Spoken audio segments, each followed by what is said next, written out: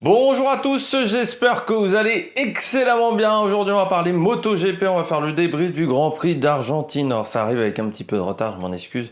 Ça n'arrive qu'aujourd'hui, je voulais plutôt le faire hier, mais j'ai eu plein de choses à faire, et ce qui fait qu'entre la vidéo du Tour du Pays Basque, des choses que j'avais à faire en dehors des vidéos YouTube, je n'ai pas pu faire cette vidéo sur la MotoGP, mais donc on va se rattraper aujourd'hui, on va essayer de faire une belle vidéo. Week-end qui a été particulier en Argentine, on reviendra sur ce week-end sur 2 jours. Et puis on notera ce Grand Prix, top et flop, le bilan des Bleus également. Et puis en fin de vidéo, on parlera des différents classements. N'hésitez pas à vous abonner à la chaîne, à rajouter un commentaire, à mettre un pouce bleu, à partager la vidéo, notamment sur les réseaux sociaux, notamment auprès de vos proches si vous pensez que ça peut les intéresser. Dans les commentaires, n'hésitez pas à me dire si vous avez trouvé ce Grand Prix intéressant, pas passionnant, si vous avez trouvé que les Français étaient en difficulté, ce que vous avez pensé notamment de Suzuki, de Yamaha, et puis de ce week-end sur 2 jours. Et puis n'hésitez pas à mettre un pouce bleu. Quand vous vous abonnez à la chaîne également, vous pouvez mettre la petite cloche, comme ça vous êtes au courant des dernières vidéos qui sortent sur la chaîne. Et je vous en remercie d'avance de vous être déjà abonné. C'est très important. Donc Grand Prix d'Argentine, week-end sur 2 jours à cause d'un problème de transport.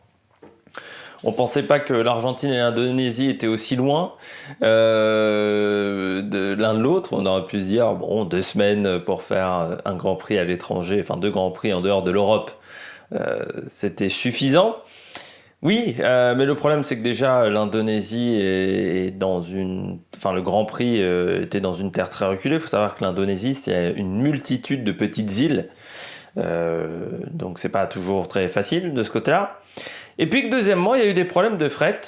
Le premier avion est tombé en panne, l'avion de secours est également tombé en panne, et qu'on ne pouvait pas faire appel à beaucoup d'autres avions, vu qu'en ce moment du côté du fret, eh bien on est gêné par la guerre entre la Russie et l'Ukraine, tout simplement parce que 20% des avions de fret sont russes et donc sont cloués au sol en ce moment, ce qui a posé donc d'énormes problèmes pour ces 2 semaines-là. Et puis peut-être qu'on était un peu léger aussi au niveau des temps de transport, peut-être que l'organisation n'était pas nickel de ce côté-là. On aurait peut-être dû anticiper ces multiples problèmes. Alors pas forcément les problèmes mécaniques, quoique on aurait pu éviter que les caisses arrivent le mercredi ou le jeudi pour le Grand Prix de vendredi, mais ce qui fait qu'on s'est retrouvé à avoir un week-end sur 2 jours, ce qui pose également des interrogations sur le Grand Prix des États-Unis. Il n'y a qu'une semaine là entre Argentine et États-Unis pour faire le transport. On a vu notamment du côté de la Formule 1 que ça a parfois posé des problèmes, notamment entre le Mexique et le Brésil. Donc là, Texas... Argentine. Peut-être que j'espère qu'on n'aura pas le même problème ce week-end. Mais c'est intéressant de voir que les calendriers qui, dans les sports mécaniques, ont tendance en ce moment à augmenter de manière exponentielle. 23, 24, 25 courses du côté de la Formule 1, c'est un peu pareil du côté de la MotoGP. Mais au bout d'un moment, on arrive aussi à d'énormes problèmes de logistique, d'énormes nœuds en termes de logistique.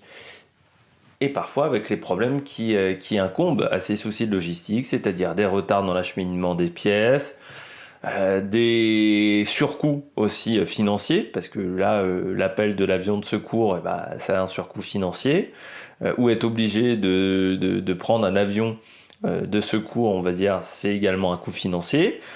Là, très clairement, l'organisateur du Grand Prix d'Argentine, il va vouloir demander un remboursement pour sa journée du vendredi. Également un remboursement du côté de la billetterie, parce que tous ceux qui n'avaient qu'un billet pour le vendredi, au final, ils n'ont rien vu de la course. Je trouve en même temps que le public argentin a été assez sympathique. Alors, on n'a pas eu trop, j'ai l'impression, de problèmes suite à cette journée du vendredi qui a été annulée. Je crois que les gens ont plutôt pas trop mal pris. En France, peut-être que ça aurait été un peu plus critique si on s'était retrouvé dans la même situation. Mais on s'aperçoit que oui, les programmes de courses qui s'enchaînent et les saisons qui sont de plus en plus longues, au bout d'un moment, c'est un problème en termes de logistique et il y a des surcoûts financiers. Je pense notamment du côté de la Formule 1 où on a envie d'augmenter le nombre de grands prix ad vitam aeternam, c'est compliqué. Après, du côté du week-end sur 2 jours, ça a été intéressant parce qu'on a peut-être eu moins de temps mort, mais pour les pilotes, Ça a été beaucoup plus musclé, puis je trouve qu'on a encore moins parlé de la Moto 2 et de la Moto 3 ce week-end, qui ont eu moins de visibilité et surtout moins de temps de roulage. Et pour les jeunes pilotes, ça a été problématique parce que moins de temps de roulage également, moins de temps pour trouver des solutions. Mais ce qui a été intéressant, c'est que ça a redonné presque de l'intérêt au warm-up, qui, ça, ces dernières années, avec l'arrivée de la FP4, était moins intéressant, le warm-up, souvent dans des conditions un peu fraîches, qui ne ressemblaient pas vraiment aux conditions de course. Alors ça permettait de se réchauffer, mais à part ça, ça n'avait pas forcément énormément d'intérêt. Là, le warm-up a eu vraiment beaucoup d'intérêt pour encore tester des choses au niveau du rythme de course, donc ça a redonné de l'importance un petit peu au warm-up. Du côté du Grand Prix, moi j'ai mis 12 sur 20. Certains vont peut-être me dire sévère, mais j'ai pas trouvé ce Grand Prix hyper fun par rapport aux autres, hein, je compare. C'est vrai que Mandalika avait été excellent. C'était pas mal également du côté de Losail. Là, j'ai trouvé que c'était un peu moins bien. Même pas en termes de dépassement, parce qu'il y a quand même une belle bagarre, Martin face à Alex Espargaro. Il y a une petite bagarre derrière, bon, dans le peloton. Mais le Grand Prix m'a pas passionné des masses. Les qualifs aussi. Bon, on a une hiérarchie qui s'est détachée assez vite quand même sur ce week-end. Peu de surprises quand même le dimanche à part Banaya et Bezzecchi, qui ont réussi à tirer leur épingle du jeu par rapport au samedi. Donc voilà, un petit peu. Je suis resté sur ma faim, voilà, sur ce Grand Prix. Et puis je trouve que c'est un circuit bon, qui est intéressant en termes de pilotage, mais je le verrais presque plus intéressant du côté de la Formule 1, ce Grand Prix. Je pense que du côté de la Formule 1, ça aurait plus d'intérêt que du côté de la MotoGP. Donc je trouve que c'est un circuit, et c'est vrai qu'on parle par exemple de l'Argentine du côté de la Formule 1, je trouve que le circuit Termas Riondo pour la Formule 1, ça pourrait être intéressant. Surtout que c'est pour un circuit sud-américain, il n'est pas hyper bosselé. On a vu pire hein, dans l'histoire. Bon, bah voilà, donc 12 sur 20 sur ce Grand Prix, parce que bon, les Français étaient peut-être pas au top, je sais pas. C'était peut-être moi qui étais fatigué, hein, j'ai regardé cette course lundi. Pourtant non, je l'ai regardé lundi dans l'après-midi. Tout début d'après-midi, je l'ai regardé. Peut-être que j'étais en mode digestion. Je ne sais pas. Mais voilà, 12 sur 20 pour ce Grand Prix. On passe tout de suite au bilan des Bleus. Du côté du bilan des Bleus, je commence avec Fabio Quartararo. Week-end un peu comme mon Qatar, c'est-à-dire on sent que le moteur manque de performance, ça c'est clair et net. Hein. Ce moteur n'est pas suffisamment bon, et là dans la ligne droite il perdait 2-3 dixièmes dans la ligne droite ici en Argentine. Et puis, bon, de toute manière, chez Yamaha, tout le monde a été en difficulté. Fabio est presque celui qui s'en tire le mieux. Du côté et celui qui s'en tire le mieux, même du côté de chez Yamaha, avec un gros manque de performance du côté des motos, ça c'est clair et net. Bon après, c'est que la 8e place, donc il a de la chance, c'est que pour l'instant ce début de championnat, tout le monde est très proche en termes de points, mais bon, il faudrait pas que ça continue comme ça pour Fabio, qui, c'est vrai, de toute manière, quand il se retrouve en deuxième ligne en qualification, on sent bien que le niveau de performance est peut-être pas sensationnel. Un début de course compliqué également pour Fabio. Hein, il a du mal à se mettre un peu dans le rythme en début de course. Et peut-être un problème au niveau de la pression des pneus. Peut-être qu'il a été légèrement en surchauffe en début de Grand Prix, ou peut-être que pour éviter la surchauffe, ils ont mis des pressions un peu plus hautes, et ce qui fait qu'il avait du mal à mettre en température ses pneus. Mais ensuite, bon, il a eu un rythme de course, mais qui n'était pas non plus sensationnel pendant ce Grand Prix. Voilà, il est qu'à 10 secondes, on va dire, des pilotes de tête, mais il pouvait pas faire mieux que 8e ce week-end, Fabio, en course.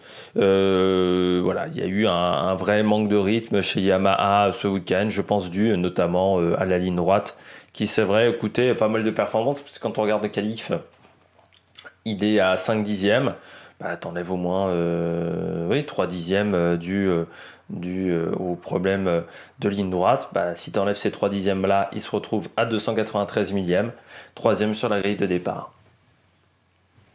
Et ça change peut-être sa course. Voilà. Avec un moteur un peu plus performant, il aurait été mieux.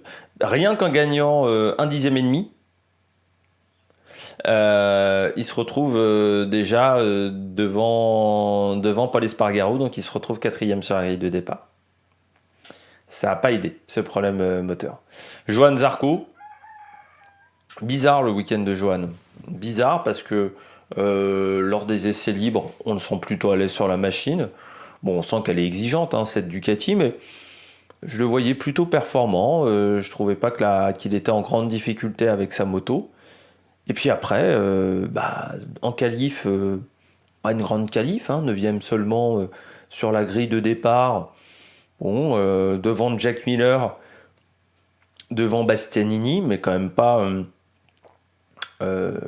sensationnel en termes de chrono. Vraiment, c'était pas foufou. Derrière les Suzuki, bon, on sait bien que Rins et Mir n'ont jamais été les meilleurs en qualification. Derrière Fabio, mais avec une Yam qui n'était pas sensationnelle. Donc vraiment en retrait par rapport à son équipier. Et puis en course, il tombe très vite. Il perd l'avant en étant pourtant sur la trajectoire, mais il est rentré un peu vite. Donc week-end, j'irai oublier pour Johan Zarco. C'est dommage, parce que voilà, il avait fait un bon week-end du côté de Mandalika. Son début de saison était pas mal, 20 points en 2 courses, c'était plutôt intéressant. Mais là, voilà, un 0 pointé ce week-end, et puis un Grand Prix qui n'a vraiment pas été idéal. Pour lui, il y avait 24 points en 2 courses. Mais du côté de Johan Zarco, vraiment, il n'y avait pas de sensation le dimanche. Le dimanche, il était en difficulté. J'ai vu un bout du warm-up en replay. C'était pas dingue non plus. Donc il y avait vraiment de grandes difficultés. On passe au pilote au top, pilote et équipe au top, vous le savez, il y a parfois des petites surprises. Je commence bien entendu avec Alexei Espargaro, première victoire au bout de 200 Grands Prix. Ça a mis du temps Alexei Espargaro, mais il a enfin gagné.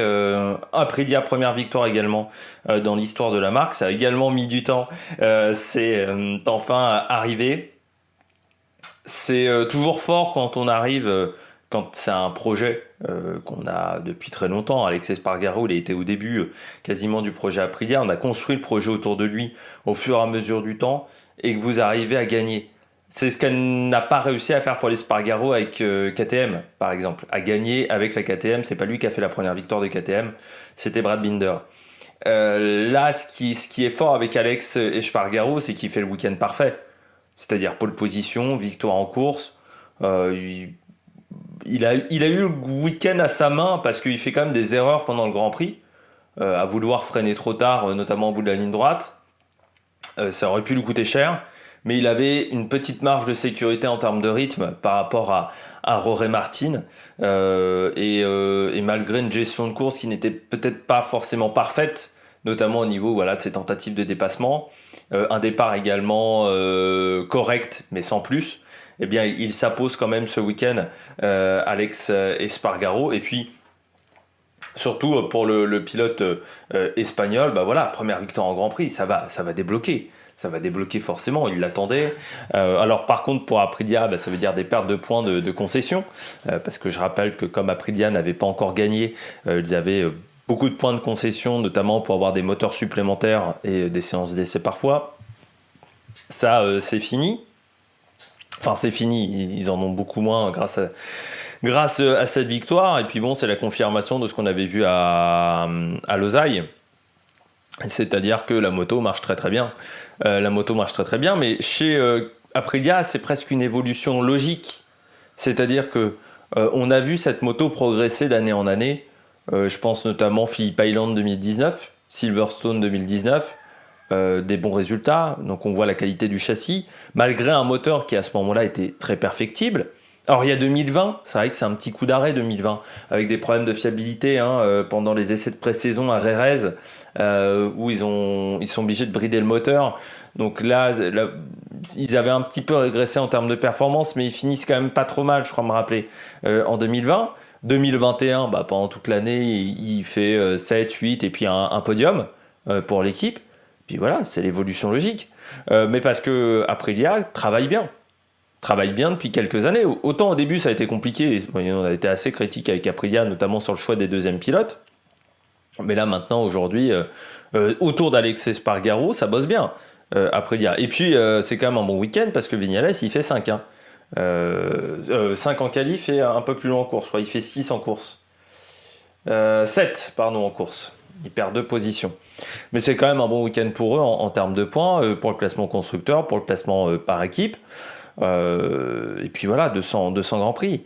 Pour Espargaro, c'est l'abnégation, bien entendu, rester toujours concentré, toujours faire le maximum, alors qu'il a vu son frère peut-être performer avant lui, performer ces derniers temps plus que lui, notamment chez KTM, alors que lui, il galérait un petit peu chez Aprilia, mais c'est la victoire un petit peu du travail. Voilà, ils ont été besogneux chez Aprilia.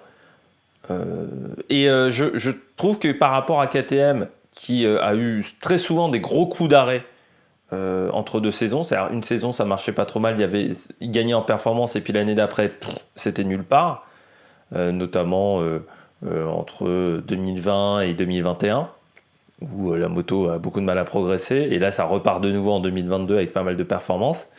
Et ben là ils ont été plus réguliers dans les résultats et puis voilà, maintenant tous les constructeurs ont gagné en MotoGP. Il fait partie maintenant du cercle des vainqueurs. Ça va débloquer forcément quelque chose quand vous gagnez votre premier Grand Prix à 32 ans. Quand vous avez mis autant de temps avant de gagner votre premier Grand Prix, après vous n'avez qu'une hâte, qu'une envie, c'est d'en gagner d'autres. C'est d'aller chercher d'autres victoires. Ça va lui redonner peut-être aussi encore plus de motivation parce que c'est vrai qu'on l'avait senti notamment l'année dernière. Il fait partie des pilotes qui avaient été affectés par la mort du cousin de Maverick Viñales. Déjà parce que c'était le coéquipier de Viñales. Je ne sais pas si vous vous souvenez de ce Grand Prix d'Austin où il y avait eu des propos, voilà, on le croyait proche de la retraite presque dans la manière de parler. Il disait bon voilà, j'en ai pour peut-être encore 2-3 ans. Là, ça va lui redonner forcément de l'envie dans cette discipline et puis c'est un pilote qui est en plus assez sympathique. Les frères Espargaro, c'est pas des mauvais mecs. Donc voilà, c'est une belle victoire et voilà, belle victoire pour Aprilia et pour Alexis Espargaro. Beau week-end pour Aprilia. On poursuit du côté des pilotes et des équipes au top. Et ben, j'ai mis Suzuki qui se retrouve en tête du classement par équipe, qui voilà pour le moment performe. Les 2 pilotes sont également bien positionnés, même si encore une fois en termes de résultats il manque peut-être le top résultat pour le moment. Alors là, premier podium quand même cette saison pour Suzuki, mais ils ont été réguliers.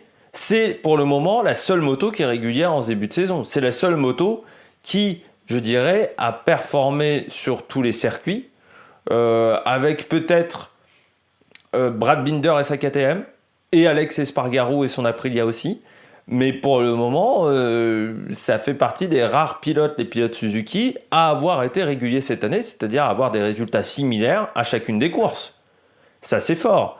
On voit aussi les progrès moteurs. C'est vrai que j'ai oublié de signaler ça avec Aprilia. On a vu les progrès moteurs d'Aprilia face à Jorge Martin. Du côté de la Suzuki, ils suivaient bien la Honda aussi, avec le 4 en ligne, comme quoi on peut faire un 4 en ligne performant. Ça, c'est pour Yamaha. Et puis, dommage, peut-être le petit début de course, où ils partent un peu loin en qualification. Après, que ce soit Rins ou Mir, n'ont jamais été des grands pilotes de qualification. Après, le système de départ automatique, je pense, de Suzuki est un peu moins performant que chez Ducati, que chez Yam. Que du côté d'autres équipes. Ils sont peut-être un peu plus conservateurs de ce côté-là, en prenant en compte également l'évolution du règlement pour l'année prochaine. Et puis, on a l'impression qu'il y a quand même beaucoup moins de problèmes électroniques parce que les pilotes Suzuki l'année dernière, notamment Alex Rins, étaient énormément tombés. C'était des pilotes qui avaient eu énormément de problèmes, que ce soit en course ou en essai. Rins avait enchaîné les abandons et fait une très mauvaise saison. Là, j'ai l'impression que ces problèmes électroniques ont été réglés par Suzuki. Et puis, donc, on a Alex Rins qui est 4e, Johan Mir qui est 6e du championnat.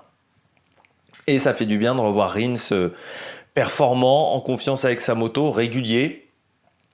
Parce que depuis 2 ans, c'était un peu compliqué. Il était vraiment dominé par Johan Mir.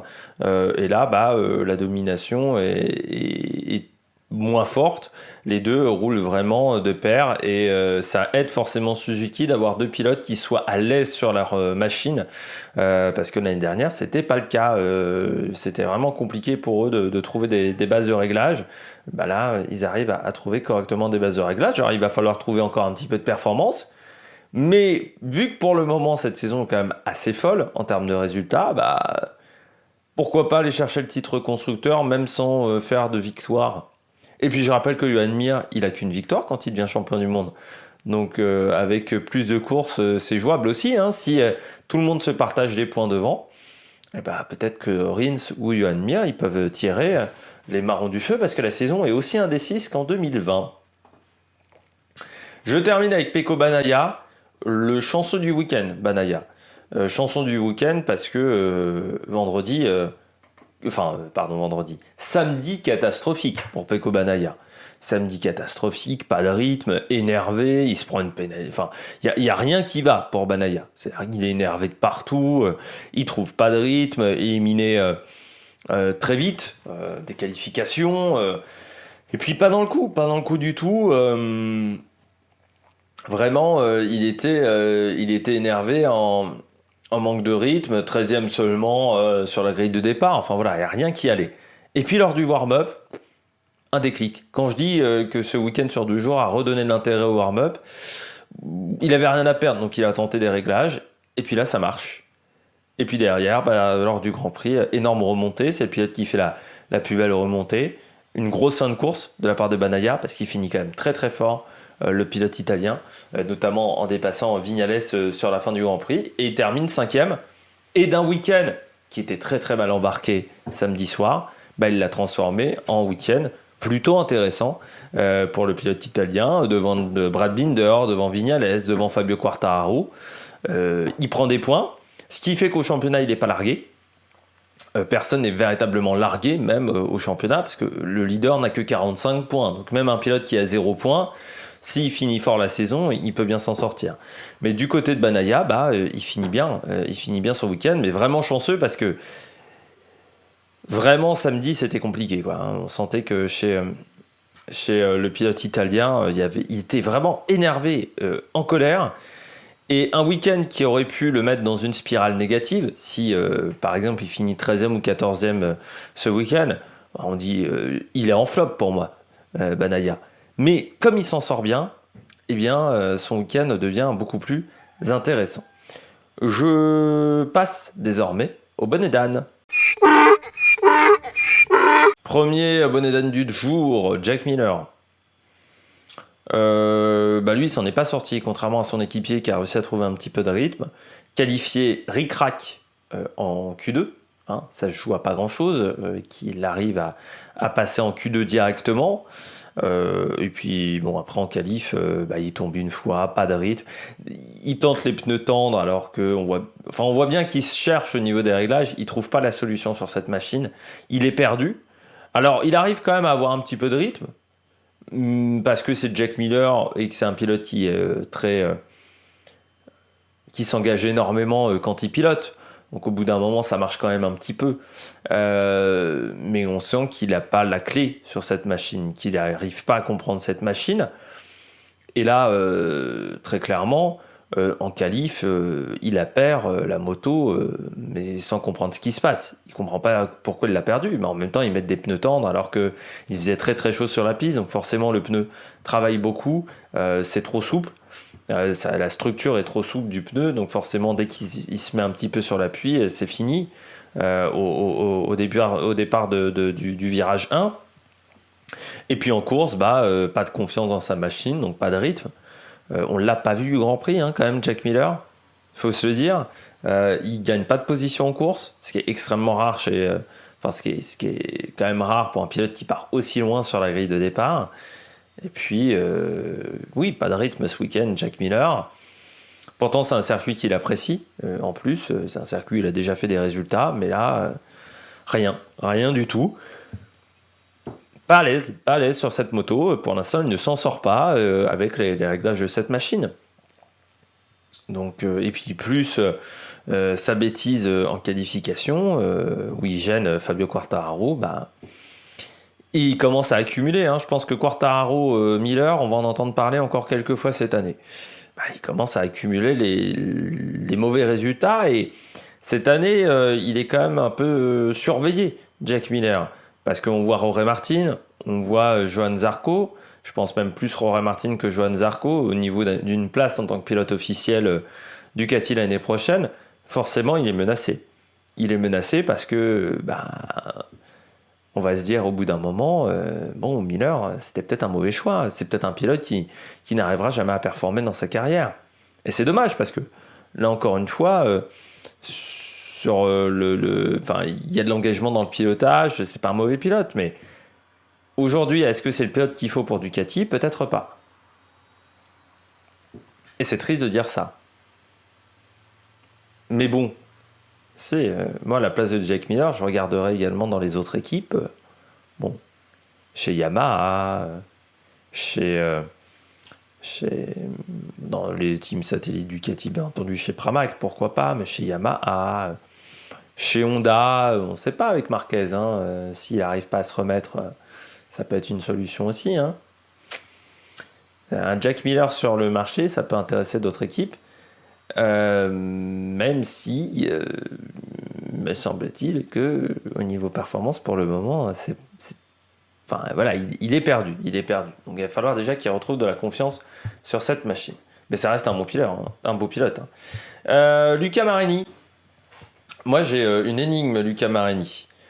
Pourquoi je vous dis qu'il y a une énigme pour moi, Luca Marini? Parce que très bon en qualif, on l'avait vu déjà l'année dernière, hein, très performant en qualif, là il est troisième. Hein.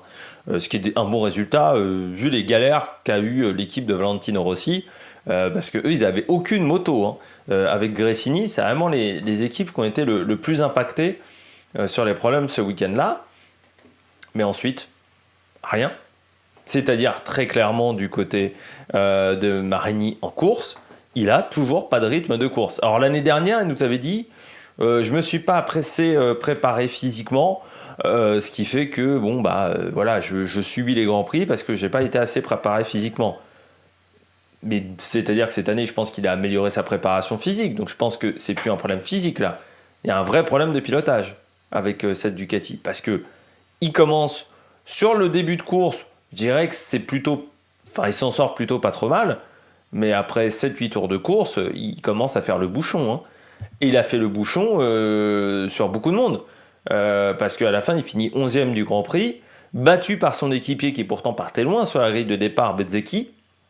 Ça aussi, ça fait un peu mal aux fesses, parce que je rappelle que déjà l'année dernière, il s'était fait battre toute la saison par Bastianini en course. Voilà, ça fait un peu mal au cucu déjà à ce moment-là. Et là, de nouveau la même chose sur ce Grand Prix avec Bezzecchi en course. Donc c'est pas qu'un problème c'est peut-être un problème de concentration, mais c'est pas qu'un problème physique là aujourd'hui pour Marini. Il peut plus se cacher derrière le problème physique. Il y a un problème avec le rythme de course. Soit c'est parce qu'il a du mal à gérer les pneus, soit un problème de concentration, soit que la préparation physique n'est pas encore suffisamment bonne, mais ça m'étonnerait quand même encore un petit peu. Soit c'est juste pas un pilote du dimanche, juste un pilote du samedi. Et ce qui serait beaucoup plus regrettable pour Luca Marini, parce que déjà en F1, un pilote qui n'est bon que le samedi et moins bon le dimanche, c'est pas quelque chose qu'on apprécie énormément. Mais alors en MotoGP, encore moins, je peux vous le dire. Donc ça peut être un vrai problème pour le pilote italien. Et puis je termine avec l'équipe Waveview Yamaha, donc l'ancienne équipe Petronas. Compliqué ce week-end, hein, que ce soit pour Darren Binder ou pour Andrea Dovizioso. Alors Dovizioso qui a eu des problèmes en course, mais même en qualification, ils n'arrivent pas à trouver de rythme sur cette Yamaha. Ils enchaînent quand même pas mal de pépins mécaniques, ce qui m'inquiète un petit peu sur la préparation de cette équipe. On sait que c'est une équipe qui a peu d'argent. Petronas apportait beaucoup de financièrement et que bon... avec Waveview, il y a quand même beaucoup moins de thunes pour cette équipe-là. Et puis, c'est pas avec les résultats qu'ils font en ce moment, alors, sauf Darren Binder, je dirais, sur le Grand Prix de Mandalika lors du dimanche. Mais c'est pas avec leurs résultats en qualification ou pour le moment leur moyenne en course qu'ils vont réussir à attirer des sponsors. On se demande vraiment pourquoi, qu'est-ce que fout Dovizioso dans cette galère. parce que c'est un mec quand même qui a été vice-champion MotoGP, qui a fait une énorme carrière et qui n'était pas obligé d'aller chez Yamaha pour prouver que c'était un bon pilote. Donc on se demande vraiment ce qu'il fout là. Je pense que oui, assez rapidement il va être démotivé parce que j'ai pas l'impression que la situation s'améliore énormément dans cette équipe. Et puis Darryn Binder, c'est quand même pas l'idéal pour débuter en MotoGP. Surtout quand on a peu d'expérience, qu'on vient que du Moto3. C'est pas l'idéal.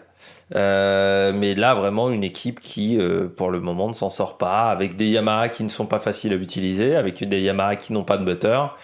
Vous rajoutez en plus ça, une équipe technique qui me semble pas hyper préparée, hyper performante. Ça fait des résultats qui sont pas très bons et un Grand Prix encore décevant, avec quand même 0 point de marqué encore pour cette équipe italienne, vu que Dovizioso a eu un problème technique et que Darryn Binder n'a fini que 18e.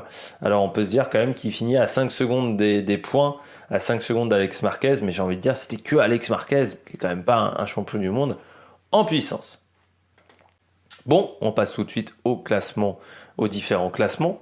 Classement pilote que vous avez à l'écran, Alex Espargaro donc en tête avec 45 points, le pilote Aprilia, qui a 7 points d'avance sur Binder, 9 d'avance sur Bastianini et sur Alex Rins. On retrouve ensuite Quartararo à 10 points, Joan Mir à 12, Miguel Oliveira à 17, Johan Zarco à 21, Jorge Martin à 25 comme Pol Espargaro, donc 10 pilotes qui sont encore à moins de 25 points.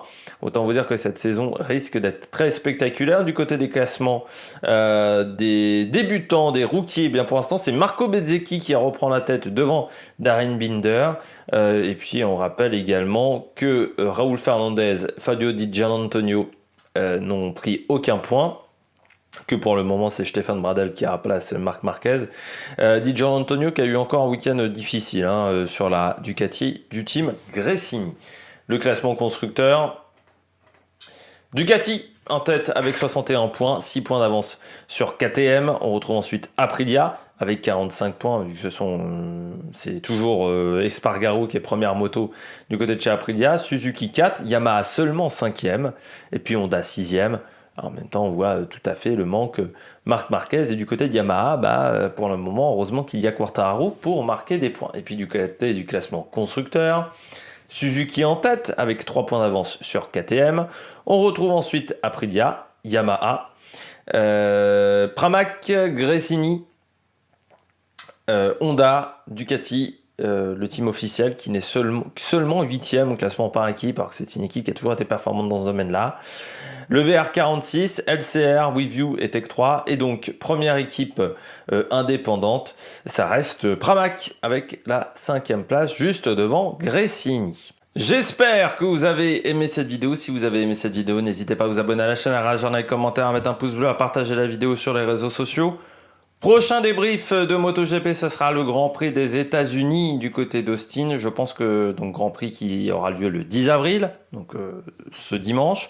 Je pense que le débrief, on le fera le 12, déjà parce que j'ai un rendez-vous important lundi. Donc je serai peut-être... ça sera compliqué pour moi déjà parce qu'il y a un rendez-vous et plus une activité sportive très chargée entre la F1, le cyclisme, parce qu'il y aura l'Amstel, Tour du Pays Basque, Tour de la Sarthe également. Donc ça va être assez chargé, je pense, en début de semaine prochaine sur la chaîne. Allez, ciao ciao sur l'Amérique Production.